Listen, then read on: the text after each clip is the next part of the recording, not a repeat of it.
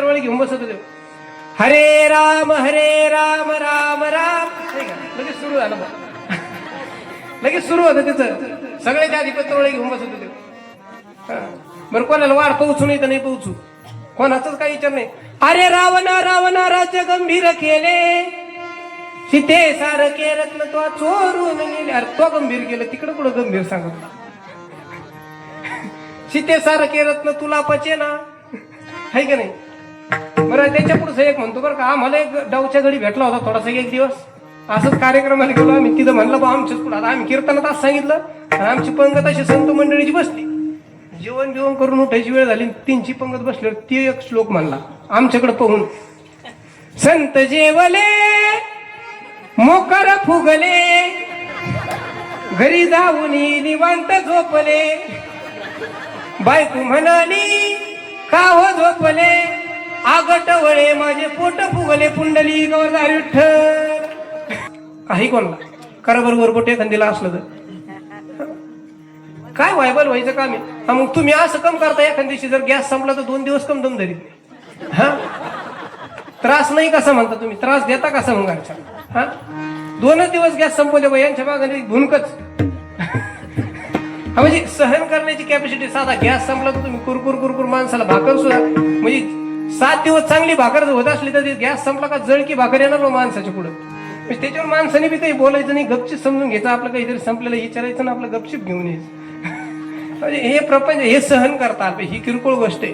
पण जीवनामध्ये कितीही मोठं संकट आलं ना, ती सहन करण्याची ताकद आपल्याला परमार्थी देत असतो. सहन करता आलं पाहिजे. सहन ज्याला करता आलं त्याला जीवन जगता आलं. आणि ज्याला सहन करता नाही आला ना, मग त्याचा बीपी वाढतो, हायपर टेन्शन होतं, ब्रेन ट्युमर होतं, वेगवेगळ्या प्रकारचे रोग माणसाला जडले जातात. म्हणजे साधं सहन म्हणजे कसं, एखादा माणूस जर आपल्याला रस्त्यानं चालत असताना, जीवन जगत असताना, कोणत्याही स्थितीत साधा बोलला ना, आपल्याला लगेच बीपी न्यूटन होतो, बीपी वाढून जातो, आहे का नाही. सहन होत नाही आपल्याला.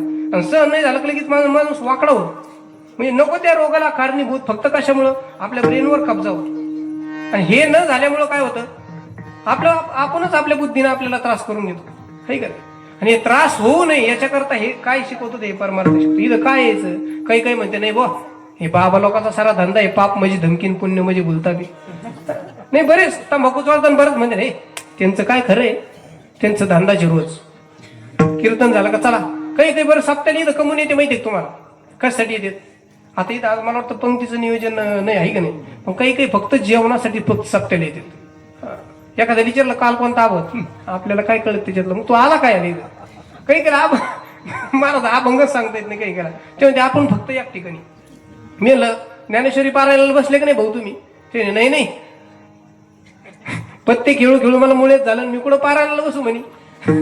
बर मी मग हरिपाठ आला कधी जाता का नाही बा, टाळ घ्यायला एखादा आपण पाठ केला का नाही, हरिपाठाला जाता का ते इथं पाठाला पाणी नाही वाळून चाललं म्हणे, हरिपाठाला कुठं जाऊ म्हणे.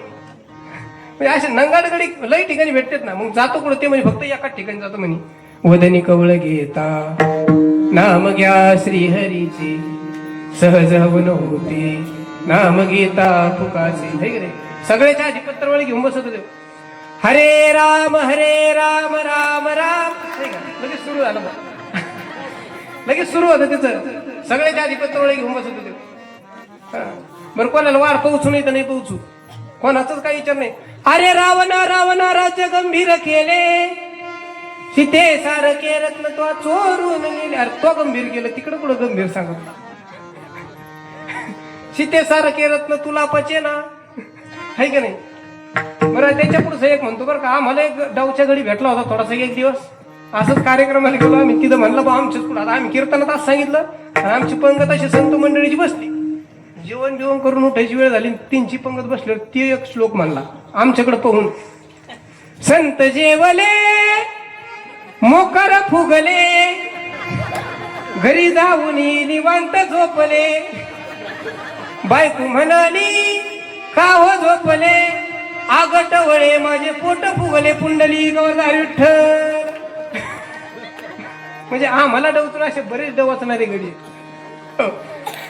म्हणजे असं म्हणणार आहे. पण त्यांना काही नाही, फक्त बरं वाढ कोणला पोहोचू नाही पोहोचू. एक समजा वाढणारा जर आला ना, जेवायला सुरू बिरू झालं का, आता वाढणारा काय म्हणतो, गुलाबजामुन दोन वाढा म्हणजे सगळ्याला.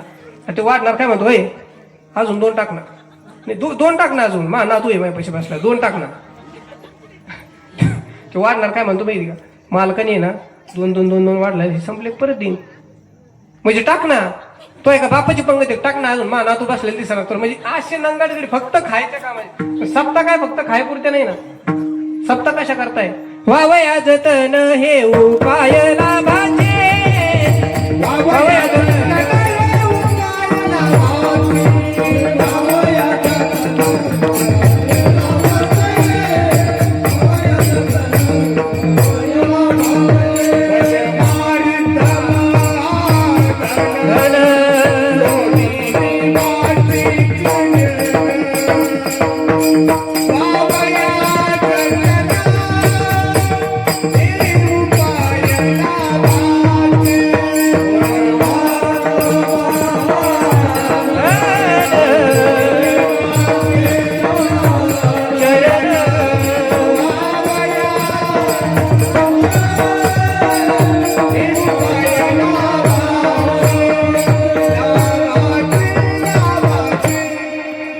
परमार्थ महाद जोडी देवाचे चरण वावया जतन हे उपाय लाभाचे. परमार्थ महाधन फक्त खाण्यापुरतं नाही, म्हणजे बाह्य स्वरूपाचा परमार्थ नाही तर अंतर स्वरूपाचा परमार्थ आहे. लक्षात घ्या. आता मी इथून बोलतोय का नाही तुमच्यासोबत. आता मी बाह्य स्वरूपाने महाराज दिसतो का अंतर स्वरूपाने. बोला ना, बोलत राहा ना. काही फ्रेश नाही का तुम्ही. असं काही लोड आल्यासारखा झाला भारस कर काय भानगड काय काय नाही आपल्या नाही टेन्शन नाही घेत मी बी काही. पण असं गप्पा मारल्या. कीर्तन म्हणजे एक संवाद शास्त्र आहे. हो, एकमेकामध्ये केलेला संवाद इथे नाम कीर्तन. किर अधिक तन बरोबर कीर्तन. ज्याच्या तनातली किर रूपी अंधार निघून गेला तोच कीर्तन करण्याचा ऐकण्याचा यथार्थ अधिकारी. अंधकार म्हणजे कोणता. अज्ञान रूपी अंधकार काढण्याचं काम करतं इथे नाम कीर्तन. कीर्तन असो प्रवचन असो हे संवाद शास्त्र आहे. बोलत चला. काही टेन्शन तर नाही कायचं काही कायचं. गव्हाचे भरणे बिरणे झाले सगळ्याचे. काप ऐकले सगळे. आमचं राहिला अजून. तुमचे झाले म्हणजे काय सगळेच झाले का. तेच ना. मग काय टेन्शन नाही घ्यायचं. परमार्थ महाधन असो जोडी देवाचे चरण. भगवंतापर्यंत जाण्याचं साधन कोणतं सांगितलं तर फक्त परमार्थाचे. पण या परमार्थात काही ठिकाणी लय इचका झालेला आहे महाराज. हो, लय इचका झालेला म्हणजे तुम्हाला एक सांगू का. समजा इथं जे भगवंताचं नामस्मरण करायला पाहिजे ते करत असताना सुद्धा बऱ्याचशा त्याच्या मागे ना नको त्या गोष्टी घडू लागल्या. परमार्थ करत असताना अंतर स्वरूपाचा परमार्थ असावायला पाहिजे. आता मी इथून बोलतोय ना, मी इथून बोलतोय. मग आता मी महाराज दिसतो का महाराज आहे. बोलत चला बरं. बाह्य स्वरूपाने महाराज एक अंतर स्वरूपाने बोला ना. सुंदर असं पा बारीक काठाचं आहे ना, धोतर घातलेलं आहे, पांढरा शुभ्र शर्ट आहे, चांगलं आहे का नाही. फेटा कसं काय महाराज तर चांगलं दिसतो नाही. देवगडचा फेटा आहे मला महाराजांनी दिलेला आहे. आणि मी पहिल्यांदा आज फेटा आहे ना म्हणजे एकदाच बांधला नाही. 2 वेळेस फेटा बांधावा लागतो. आता नवीन आहे ना अजून. पण आज पहिल्यांदा जीच बांधला की एकदाच बांधला परत सोडलाच नाही. आणि देवगडचा फेटा आहे. हो, डोक्यावर आपण घेतो का याच्यावर सुद्धा आपल्या बुद्धीची प्रगल्भता आहे का नाही. मग आता मी दिसतोय हे बाह्य स्वरूप आहे का अंतर स्वरूप आहे माझं. बोला सांगा. असं बोललं म्हणजे काय होतं आपल्याला बोलणाऱ्याला जर येतं बाह्य स्वरूप आहे. बरोबर आहे की नाही. आता इथं जर मी apple cut T shirt jeans pant घालून आलो असतो. हाय म्हणे नको वर पंगदे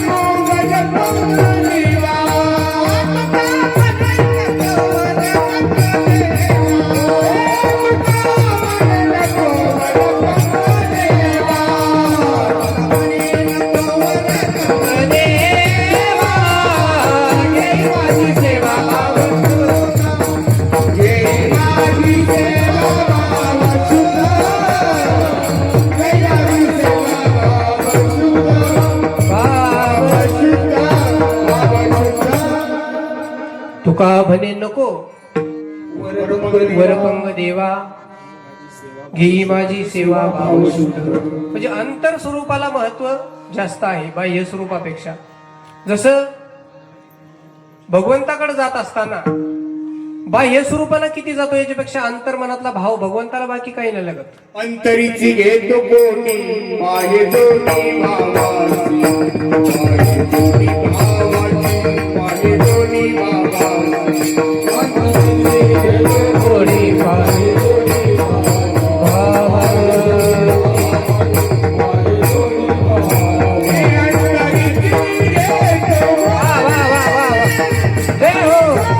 सर्वजण भजन करा, मनातून टाळी वाजवा, टाळी वाजून भाजन करीता.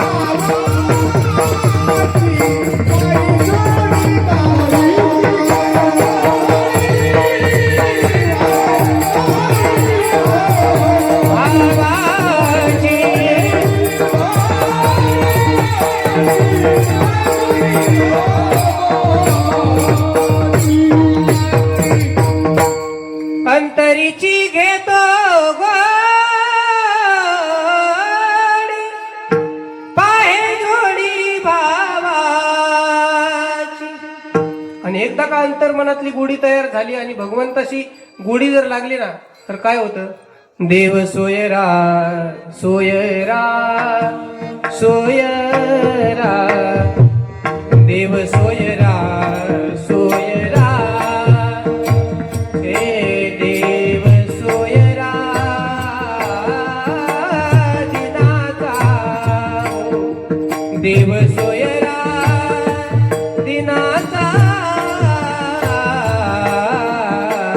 देव सोयरा सोयरा सोयरा, देव सोयरा सोयरा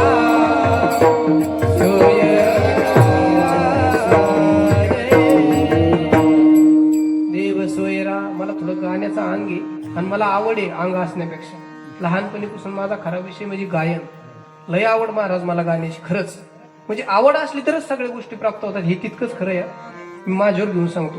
कारण कोणत्या गोष्टीची जर आवड नसेल ना आणि बळच जर आपण त्याला एखाद्या व्यक्तीला जर काम करायला सांगत असेल ना त्याच्यात काहीच फलप्राप्ती होऊ शकत नाही.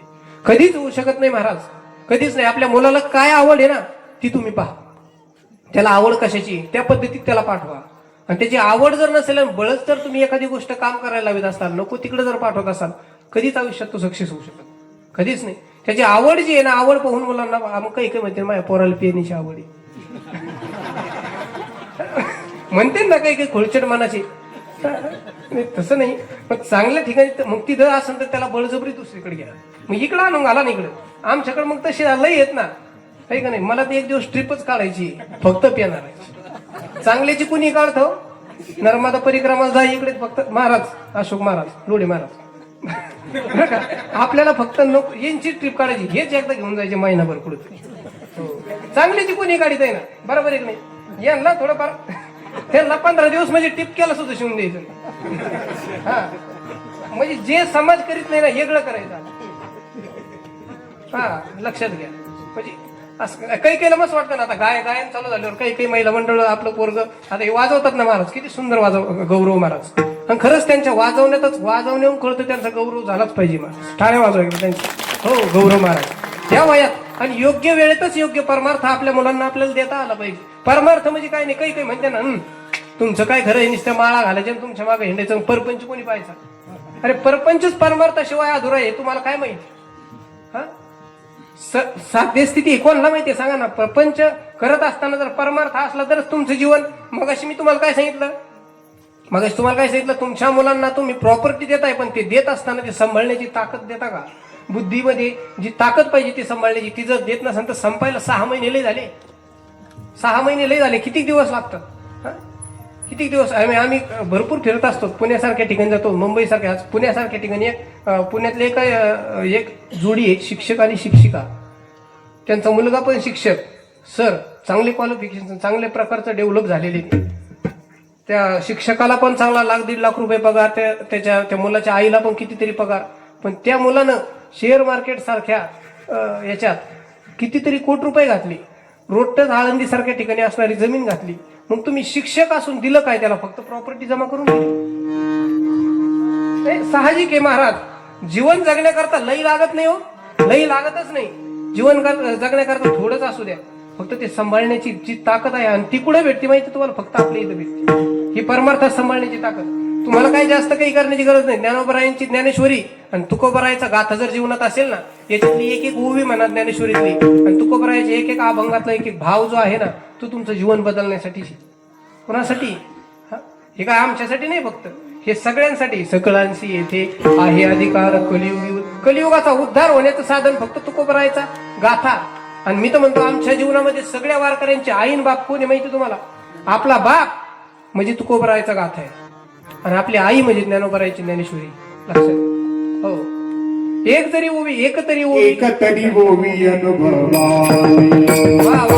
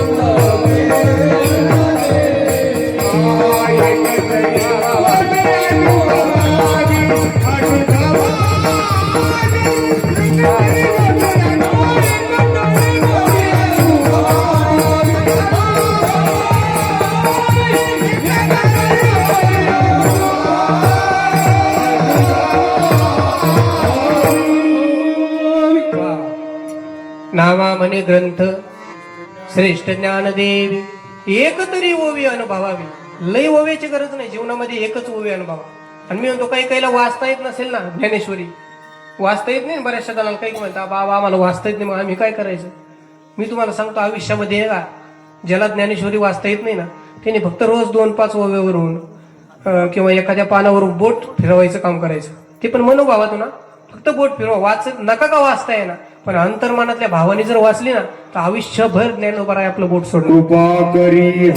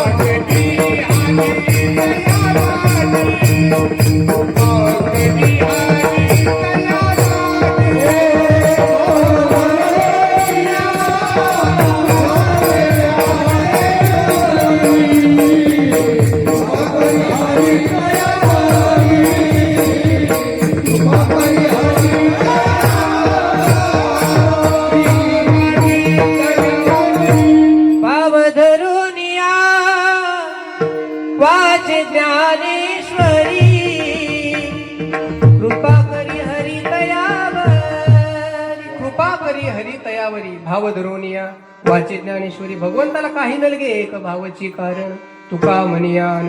तुकोबराय तर शपथ घेऊन सांगतात भगवंताला काही नाही लागत, अंतर्मनातला भाव लागतो. सखांशी चुलत भाव नाही बरं का, अंतर्मनातला भाव. काही काही नुसते भावच उड्या आणतात, काय नाही तर ते भाव नाही चालत. तिथं अंतर्मनातला भाव जर असेल ना, तर देवच काय देवाचा बाप येऊन आपल्या जीवनामध्ये उतरू शकतो.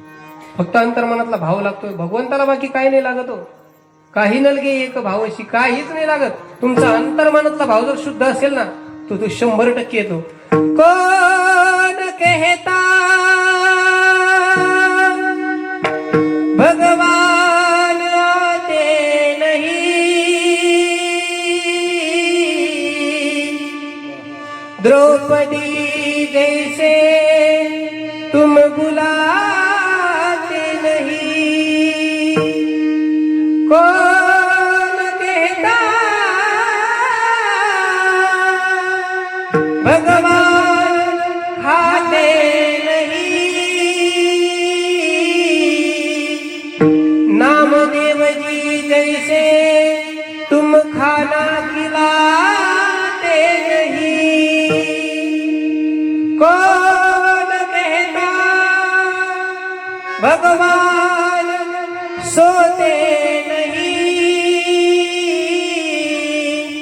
माँ यशोदा की तरह तुम सुलाते नहीं, कौन कहता भगवान जाता चलाते नहीं. जाता का चालत असं तुमचं पाहतो तुम्हाला येत नाही. जनाबाई जैसा जाता तुम चलाते नाही. कोण म्हणतं भगवंत येत नाही, कोण म्हणतं देव येत नाही. अहो देव येतो पण बोलवणारा तेवढा स्ट्रॉंग पाहिजे. त्याची बुद्धी आपलं सरळ जाळे जळमट झाले या घरात. आपल्याच्याने का देव आपल्याच्याने सरळ शेजारच्याला जरा फोन केला ना, चल एक ठिकाणी कामे जायचं, तो घरी असून म्हणतो नाही राव मी आत्ताच थोडा बाहेर आलेलो. आपल्या संग शेजारचा यायला देव का आपल्या संग यायचं कुठं. महाराज सत्य परिस्थिती. आपण साध्या कोकणाला जरी जायचं नेवाशाला जायचं म्हणलं का नाही चल बरं गाडीवर घडीभर जाऊन येऊ आपण, थोडं काम आहे अर्धा शिक तास. तो म्हणतो पण नाही नेमकं काय काम आहे. आधी आपल्या पण नाही एक अर्धा शिक तासात जाऊन तो नंतर म्हणतो थांब 1-2 मिनिटात फोन करतो. काहीच काम नसतं नका का नसा. मग ते म्हणतो मी घरच्या विचारावं लागेल. काय याचं विचारायचे दिवस कुकाने त्यांनी तवा काय नाही. पण आपल्याला नंतर फोन 2 मिनिटात लगेच करतो. नाही राव माझ्या वडिलांनी मला दारेकडे जायचं सांगितलेले, दिवसा लाईट नाही भाऊ आता. म्हणजे अशी सत्य आपल्या संग शेजारचा येत नाही कोणी. आपल्याला कोण खातंय महाराज. लई लोकांकडे चितकायला काही पडलं, लोकांकडे सगळे काही. आपण नको त्या गोष्टीचा अहंकार करतो, नको त्या गोष्टीचा अहंकार करतो. नाही 1 एकराची 10 एकर केली पाठ्याने. अरे 10 एकराचे लोकांची शेततळे भाऊ, जी जसं आपली संपत्ती लोकांची सुरू होती. हो काय आपल्याकडे काय आपल्याकडे आपल्या जिथं संपत का तिथून लोकांचं सुरू होतं. आपण नको त्याच्यावर गर्व हानीत बसतो. काय आपल्याकडे लय झालं तर 10-20 एकर जमीन, 1-2 ट्रॅक्टर लई मोठा एक आणि एक बारका एक मोठा ओढून नेऊ म्हणून उसाच्या कटात नेऊन लावलेला असतो. हप्त्यावाले नेऊन ओढून नेऊ नये म्हणून. भारत सत्य परिस्थिती ना. आपण किती आणि ह्या प्रपंचात काय कोणाच्या प्रपंच हाती लागला सांगा बरं. महिला मंडळ आजपर्यंत कोणाच्या प्रपंच हाती लागला सांगा ना. या प्रपंचात आज मेला पंजा मेला बाप मसना मेला, आज मेला पंजा मेला बाप मसना गेला. देखत लागू बंधू तोही कैसा झाला, देखत लागू बंधू तोही कैसा झाला. उठा जागा माझे वा वा वा देव.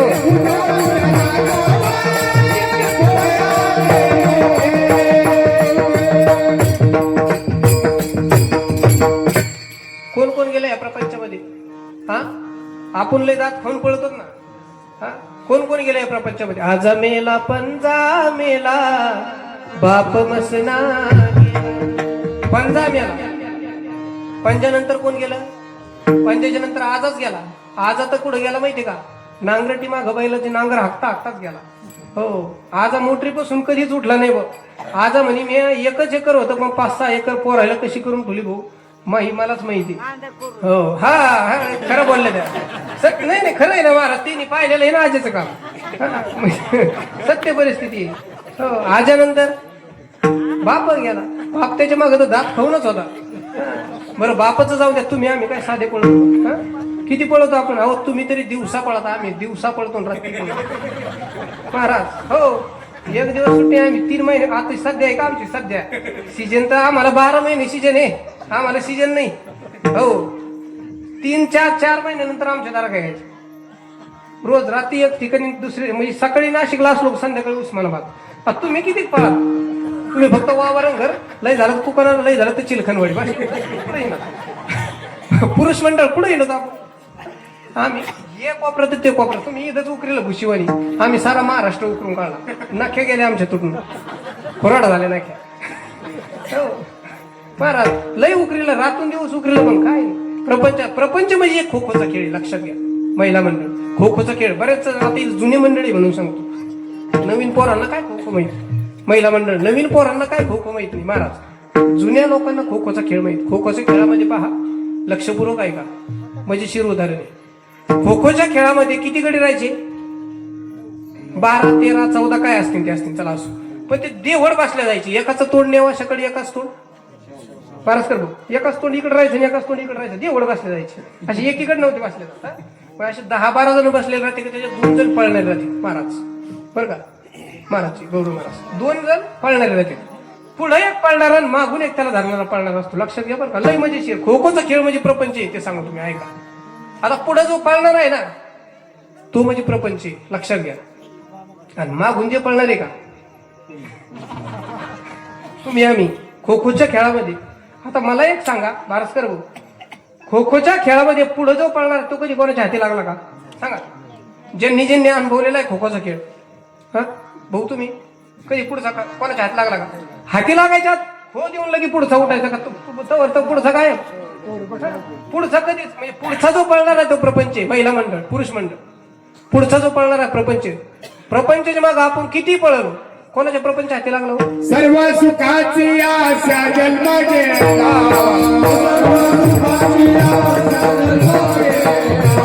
सगळ्या एका मुक्ती नाही केला.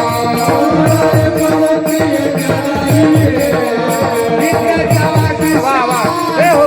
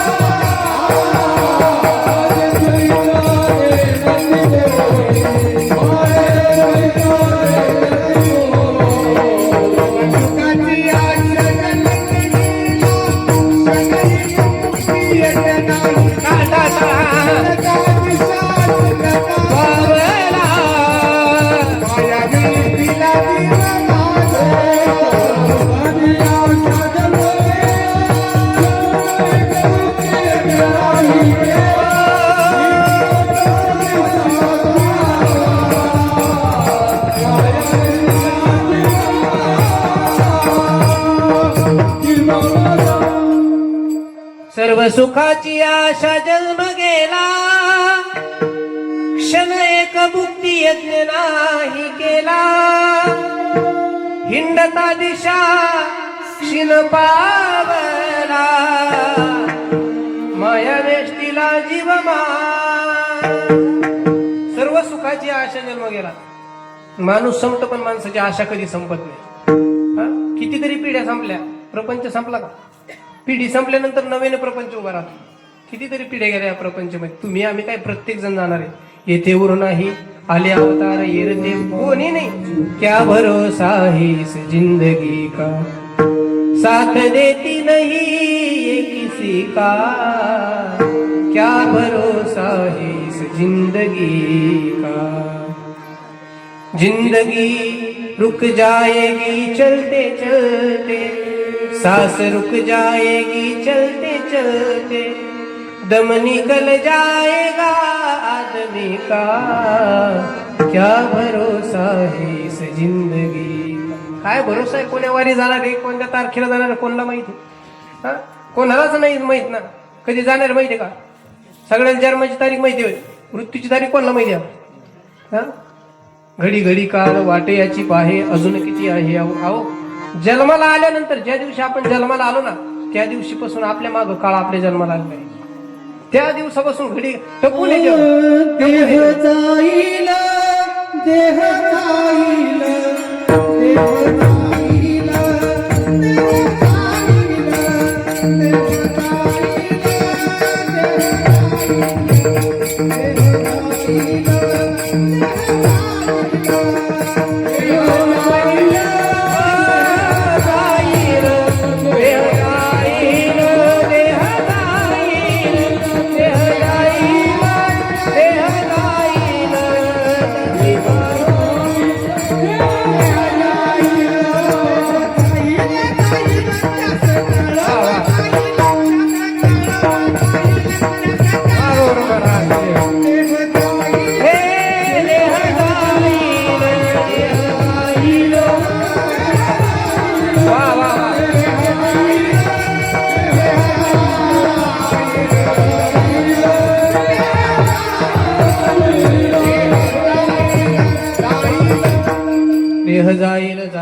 मरण्याशी काळोबा खाईल. कोण्या क्षणाला, कोणत्या वारी, कोणत्या तिथीला, कोणत्या मितीला आपलं मरण येईल हे कोणाला सांगता येत नाही. आणि येत नाही हेच चांगली गोष्ट आहे. मरण जर कळलं असतं ना, लोकांनी स्वर्गात बंगले बांधून ठेवले असते, तिथं जागा धरून ठेवल्या असत्या, तिथं डांबीम रवली असते. हो, खतरनाक लोक. नशीब बरं झालं रावणाने शिडी केली नाही. त्याची प्रतिज्ञा होती रावणाची, स्वर्गाला शिडी लावीन, सोन्याला सुगंध आणि म्हणे. सोन्याला जर सुगंध असता ना, कुंखड सोनं गायब झालं असतं कडे लगेच चालता चालता. हो, खतरनाक प्रतिज्ञा होती. मग बरं झालं ती भगवंतानी बुद्धी दिली नाही रावणाला, नाही तर लोकांनी शिडीनं जाऊन बरोबर तिथं वशाला लावला असता. प्लॉट म्हणजे तारी लवलव प्लॉट केले असते तिथं. हो, असो. पण हे करण्याकरता जीवन जगत असताना कोणाचं मरण कधी कोणाला माहित ऐका, मरण कधी येणार हे माहित मरण माहित नाही. याकरता काय करायचं जीवनामध्ये, अभंगाच्या पहिल्या चरणामध्ये तू करायचं. सदनाम घोषे करू हरी कथा, सदनाम घोष करू हरी कथा.